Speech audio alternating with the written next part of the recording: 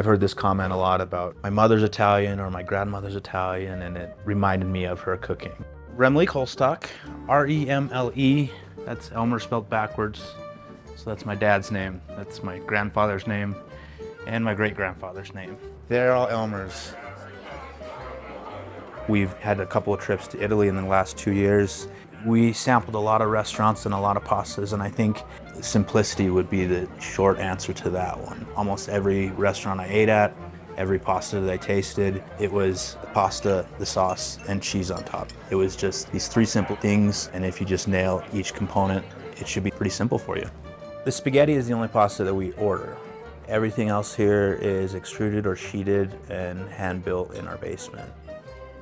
As far as local food, from the moment I started working in Jackson, I was also working with slow food in the Tetons. And I think it took me maybe 1 or 2 seasons to realize the opportunity that presented itself that was right there as I'm helping these farmers load and unload all of their product. And how easy would it be for me to just like make those connections and bring them back to work. I think I started sourcing Wyoming heritage grains the lazy way, and I would just use my connections at Slow Food and have them order it.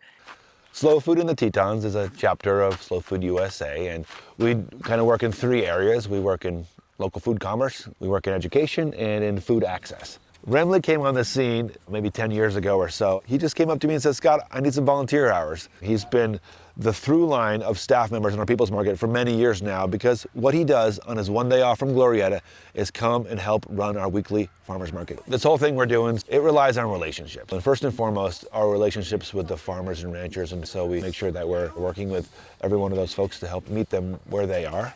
One of our producers that we work with is from Powell, Wyoming, and her name is Sarah Woods, and she's with Wyoming Heritage Grains. And when we learned what was happening up in Powell, we were amazed. And so as soon as we got that grain in our farm stand, we noticed people were really excited about learning how to bake with it and the health benefits of that grain, and just learning about what is possible in the grain world here in Wyoming.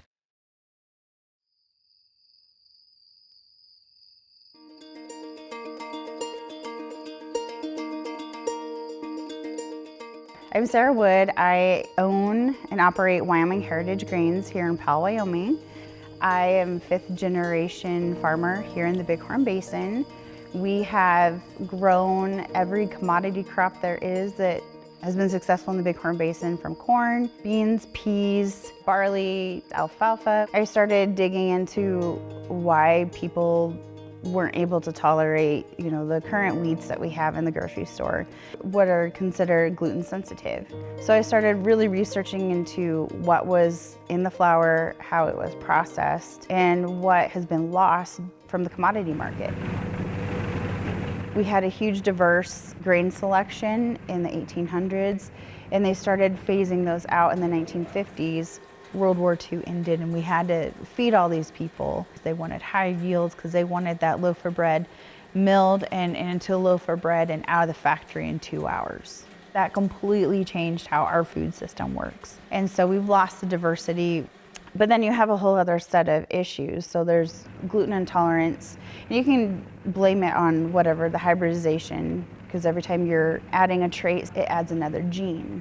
So it could be the manipulation with growing those grains, or it could be different practices to make a more shelf-stable product like enriching. It doesn't matter if the bread was baked today or a month ago. The freshness is frozen in.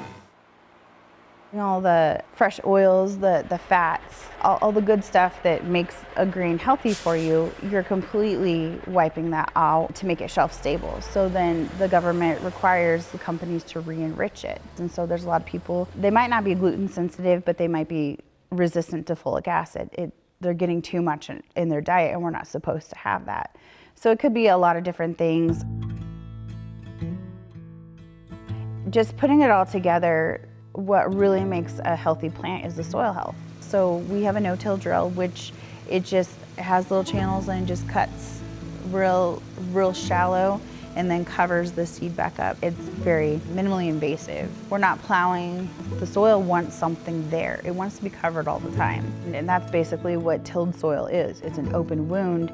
It wants to put a Band-Aid on and try to protect itself. You use a lot of cover crops, a lot of diversity, and we've found like we're not having to water as much. Like, it's keeping that moisture in. Especially with these heritage grains, it's a lot easier because the root mass on these will be, triple or quadruple of the commodity stuff, because that plant's spending all of its time to grow the seed head on it so you can get a bigger, heavy harvest, but you're not leaving a big, healthy root to continue on the soil health.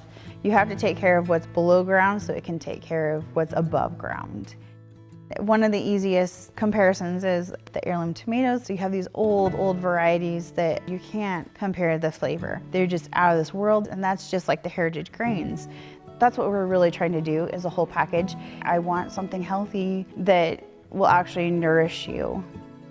I made the switch to heritage grains 2019. We raised the white Sonora that year. I ended up leaving my corporate job in February 2020. We all know what happened in 2020. The pandemic hit, grocery stores shut down, and then I became a flour miller. I had to learn everything on the fly.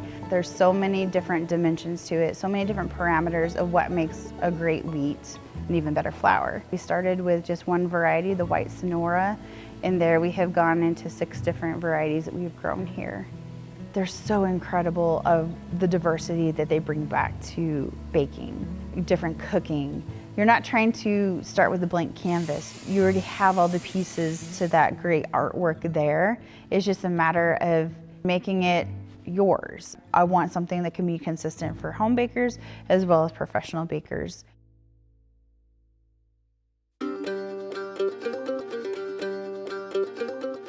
My name is Haley Davenport. Favorite thing about pastries, I would say the customization and the freedom that you have to experiment. I found the Wyoming heritage grain flours, for one, incredibly flavorful in comparison to like high production flours. And I think the story is so much more interesting with those kind of flours. We know like in the 1600s that the white Sonoran was brought over. We know in the 1800s we have Ukrainian flour that came, the red Fife. We have the graham cracker on the menu right now, which we know is like usually cinnamony and brown sugar and all that. Those are flavors that are already in that red Fife. I feel like the Italian elements of this place are really influenced by Italian regionality. Wheat is super adaptive to the environments in which it grows. So we are getting a unique wheat that compared to like a vintage bottle of wine. We're only getting like this mill at this time. There's already a deep love between people and the area. If you can also highlight, we can produce these great things in this same area that you already know and love. And why wouldn't you want to try that? We're happy to share the knowledge if people are interested, but also if people just enjoy the meal, that's amazing.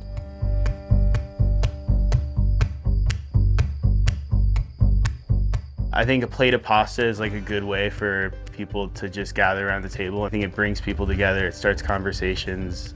The Wyoming heritage grains are like fresh, and you can taste that. You can even feel it. I mean, when you're working with these flours, they feel new. They feel like they just came from the earth. It's very different than the textures that you get from store-bought flours. The other flours that we use in-house are all gonna be from Italy. I think in Italy, everything is small produced and right down the road.